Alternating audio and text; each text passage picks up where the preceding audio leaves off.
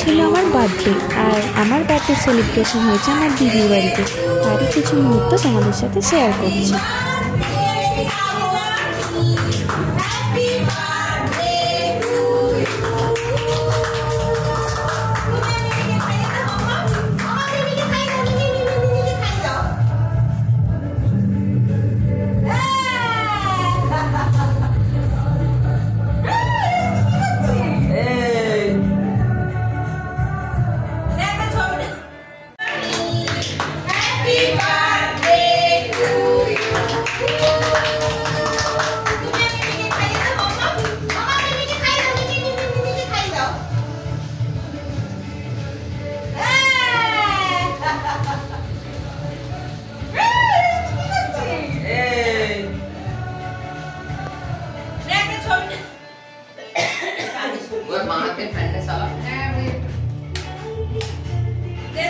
দোলটা দেয়নি তো।